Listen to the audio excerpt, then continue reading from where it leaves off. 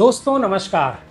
बिहार में लालू यादव अपने बेटे को मुख्यमंत्री 2025 के विधानसभा चुनाव में तो नहीं बना पाए, लेकिन उनके राजनीतिक शिष्य सम्राट चौधरी बिहार के नए सम्राट बन गए। सम्राट चौधरी की जो पूरी पॉलिटिक्स है वो लालू यादव के साथ रही। राबड़ी देवी की सरकार में वो मंत्री रहे, जीतन राम मांझी की सरकार में वो मंत्री रहे। उससे पहले उनके पिता शकुनी चौधरी लालू यादव के बड़े खास हुआ करते थे। सम्राट चौधरी ने जब आरजेडी छोड़ी, बीजेपी में शामिल हुए, तो बीजेपी ने उनको हाथों हाथ लिया और बीजेपी में उनका कैरियर ऐसा चमका कि 2025 के चुनाव के बाद डिप्टी सीएम बने और डिप्टी सीएम के बाद अब वो बिहार के नए सम्राट होंगे, मतलब बिहार के नए मुख्यमंत्री होंगे।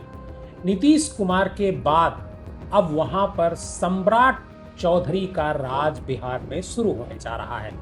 सम्राट चौधरी कल यानी बुधवार को शपथ लेंगे राजभवन में और उसी के साथ बीजेपी का बिहार में मुख्यमंत्री बनाने का सपना पूरा हो गया। लेकिन बीजेपी के साथ एक सेटबैक है कि बीजेपी अपने काडर के किसी व्यक्ति को मुख्यमंत्री नहीं बना पाई। बीजेपी में 10-11 साल पहले आने वाले सम्राट चौधरी, जो आरजेडी बीजेपी की धुर विरोधी है, उस पार्टी से आए सम्राट चौधरी को मुख्यमंत्री बनाना पड़ा। आखिर इसकी वजह क्या है और सम्राट चौधरी का पूरा राजनीतिक करियर क्या है, इन सारे मुद्दों पर आज के इस वीडियो में हम बात करेंगे। लेकिन सबसे पहले यह है, सम्राट चौधरी कैसे पॉलिटिक्स में आए और मुख्यमंत्री तक का उनका सफर कैसा रहा। सम्राट चौधरी की जो पूरी पॉलिटिक्स थी वो उनके पिता के साथ शुरू होती है। सम्राट चौधरी के पिता शकुनी चौधरी वो आरजेडी के बड़े नेता हुआ करते थे। ये कुशवाहा बिरादरी से आते हैं।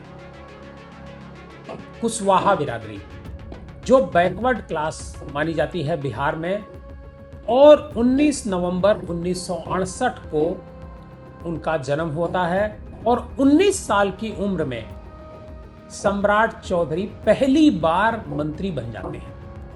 19 साल की उम्र में, पिता की वजह से। लेकिन उसी मंत्रिमंडल में उन्हें बर्खास्त कर दिया जाता है और बर्खास्त इस वजह से किया जाता है क्योंकि उनकी उम्र कम होती है।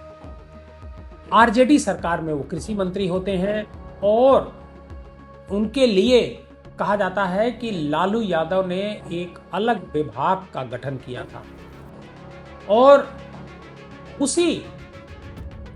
उसी दौरान ये शिकायत होती है गवर्नर के यहाँ कि जो सम्राट चौधरी हैं उनकी उम्र कम है। तो जो तत्कालीन गवर्नर होते हैं 1999 में, सूरज भान, वो सम्राट चौधरी की जांच कराते हैं और उसके बाद उन्हें मंत्रिमंडल से बर्खास्त कर दिया जाता है। और मंत्रिमंडल से बर्खास्त किए जाने के बाद उनके खिलाफ मुकदमा भी दर्ज होता है। जालसाजी का, गलत बयानी का, झूठी घोषणा का, धोखाधड़ी का, ये सब मुकदमा उनके खिलाफ दर्ज कर लिया जाता है। हालांकि जब ये बात तब सामने आई जब सम्राट के दस्तावेज में उनकी उम्र 26 साल है, लेकिन उनके स्कूल लिविंग सर्टिफिकेट में उम्र 31 साल बताई गई थी।